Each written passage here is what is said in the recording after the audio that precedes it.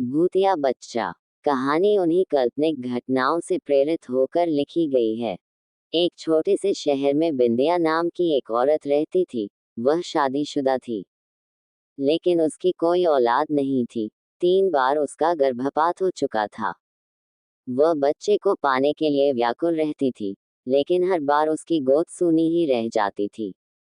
बिंदिया ने औलाद को पाने के लिए कई तरह के उपाय किए। इसके बावजूद उसके घर का आंगन बच्चों की किलकारियों के लिए सूना था। बिंदिया का पति एक मजदूर था, और वह अपनी पत्नी से बहुत प्यार करता था। उसे भी अपने बच्चे की चाहत थी, लेकिन ऊपर वाले की मर्जी के बिना उसका ये सपना पूरा नहीं हो सकता था। बिंदिया चौथी बार फिर से गर्भवती होती है।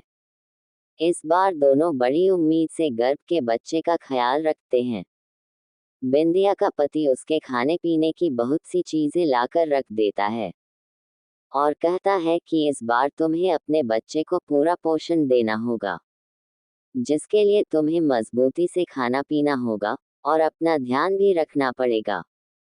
बिंदिया अपनी पति की बात सुनकर सर हिलाती है। दरअसल वह अंदर से टूट चुकी है। बच्चे को पाने की उसने अपनी सारी उम्मीदें खो दी है, लेकिन अपने पति के आत्मविश्वास को देखकर वह अपनी हिम्मत बढ़ाती है और तय करती है कि इस बार वह मां बनकर ही रहेगी। आधी रात होते ही बिंदिया के पेट में दर्द शुरू हो जाता है। अचानक बिंदिया के पति की नींद खुलती है और वह बिंदिया को अपनी गोद में लेटाकर हौसला देता है। लेकिन जब दर्द बर्दाश्त के बाहर होने लगता है, तो वह अपनी पत्नी को अपनी पीठ में लाद कर अस्पताल के लिए भागता है। रास्ते में बिंदिया बेहोश हो जाती है। बिंदिया का पति उसे वही जमीन पर लिटा लेता है और जोर जोर से मदद के लिए चिल्लाने लगता है। तभी पास में स्थित शमशान से एक चंडाल निकल कर आता है। उसके हाथ में एक पानी का ग्लास होता है। वह आते ही बिंदिया के चेहरे में पानी छिड़कता है। बिंदिया धीरे धीरे अपनी आंखें खोलती है। तभी बिंदिया की प्रसव पीड़ा बढ़ने लगती है। बिंदिया का पति उसे जोर से पकड़ लेता है और उसका हौसला बढ़ाने लगता है। शमशान का चंडाल अपने कपड़ों से राख निकाल कर बिंदिया के पेट में लगाता है, जिससे बिंदिया की तकलीफ शांत हो जाती है और कुछ ही पल में एक बच्चा पैदा होता है। लेकिन काफी देर तक जब बच्चे में कोई प्रतिक्रिया नहीं होती तो बिंदिया रोने लगती है, क्योंकि यह बिंदिया का चौथा बच्चा था, जो पैदा होते ही उसे छोड़ गया। बिंदिया का पति बच्चे की मौत से दुखी हो जाता है, लेकिन वह अपनी पत्नी के सामने अपना दुख व्यक्त नहीं करता। तभी उसकी नजर चंडाल पर पड़ती है। चंडाल हाथ जोड़कर आंख बंद किए हुए कोई मंत्र पढ़ रहा होता है।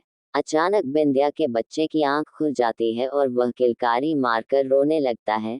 बच्चे की किलकारी सुनते ही बिंदिया और उसके पति अपने बच्चे को गले से लगाकर चूमने लगते हैं। कई सालों बाद उन्हें संतान का सुख प्राप्त हुआ था। दोनों शमशान के चंडाल को धन्यवाद देते हैं और उसके चरणों में गिरकर उसका अभिवादन करते हैं। चंडाल बिना कुछ बोले शमशान में वापस लौट जाता है। बिंदिया का पति अपनी पत्नी और बच्चे को साथ में लेकर घर वापस आ जाता है। दोनों अपने बच्चे के साथ बहुत खुश होते हैं। एक रात बिंदिया की नजर खुलती है, तो वह देखती है कि उसका बच्चा कमरे में पैदल चल रहा है, लेकिन वह तो सिर्फ 2 महीनों का है।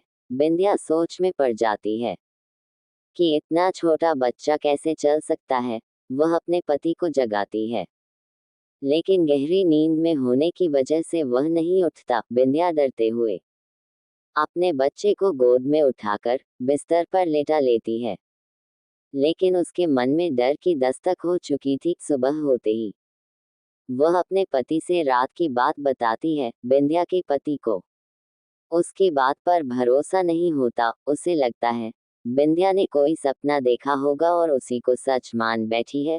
वह बिंदिया को समझाता है और अपने काम में चला जाता है। अपने पति के जाते ही बिंदिया अपने बच्चे को पालने में लेटाकर घर के काम करने लगती है। घर के काम के बाद बिंदिया अपने बच्चे को दूध पिलाने के लिए उसके पास जाती है और वह डर जाती है जब अपने बच्चे को खून से भिड़ा हुआ मुर्गे के पंखों के साथ खेलते देखती है। तभी पड़ोस की महिला बिंदिया के घर आती है और कहती है, मेरा मुर्गा नहीं मिल रहा है, क्या तुम्हारे घर में आया है? बिंदिया कुछ नहीं समझ पा रही थी, उसका दिल मानने को तैयार नहीं था कि इतने छोटे से बच्चे में इतना बड़ा मुर्गा खा लिया था। वह अपनी पड़ोसन से झूठ कह देती है कि मैंने नहीं देखा है। शाम को जब बिंदिया का पति घर आता है तो बिंदिया बहुत घबराए होती है और कमरे के कोने में शांत बैठी होती है।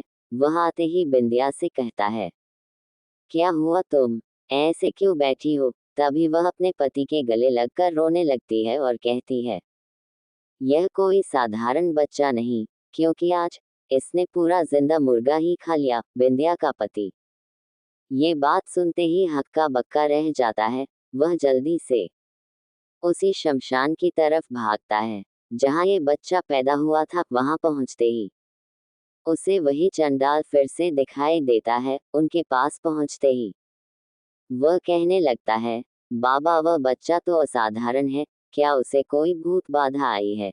लेकिन चंडाल को सब कुछ पहले से ही पता था। वह कहता है, तुम्हारा बच्चा तो पैदा होते ही मर गया था, लेकिन तुम लोगों के दुखों को देखते हुए मैंने एक प्रेतात्मा को तुम्हारे मृत बच्चे के शरीर में प्रवेश करवा दिया था, जिसकी वजह से वह जिंदा है।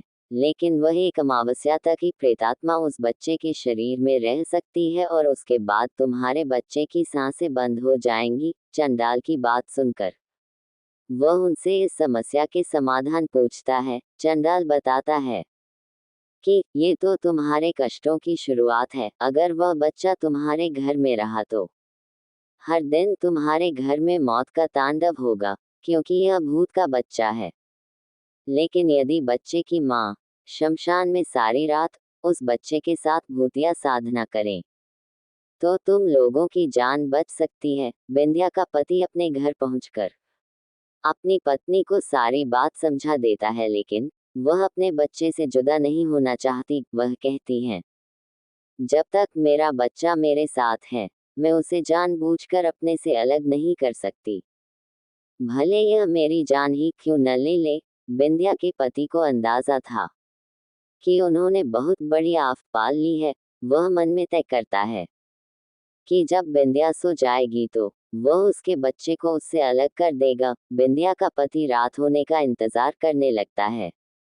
जैसे ही बिंदिया सो जाती है, वह बच्चे को लेकर शमशान पहुंच जाता है और चंडाल के पास जाकर कहता है, बाबा ये आफत आप ही संभालो, बस हमें बचा लो। चंडाल बच्चे को देखते ही उसे डांटते हुए कहता है, तुमने अपने साथ साथ मेरी मौत का भी इंतजाम कर लिया, जो इसे इसकी माँ के बिना ले आए। चंडाल के इतना बोलते ही बच्चे की आंखें लाल हो जाती है और वह जमीन पर खड़ा हो जाता है। चंडाल बच्चे के सम्मोहन में वशीभूत हो जाता है और वही शमशान में बने हुए एक गड्ढे में गिरकर बेहोश हो जाता है। बिंदिया का पति चंडाल की दुर्दशा देखकर डर जाता है और वहां से भागने लगता है, लेकिन एक अदृश्य ताकत उसे पैरों से पकड़कर कई बार जमीन पर पटकती है, जिससे वह लहूलुहान हो जाता है और बच्चा उसे उसी गड्ढे में डाल देता है जिसमें चंडाल पहले से पड़ा हुआ है।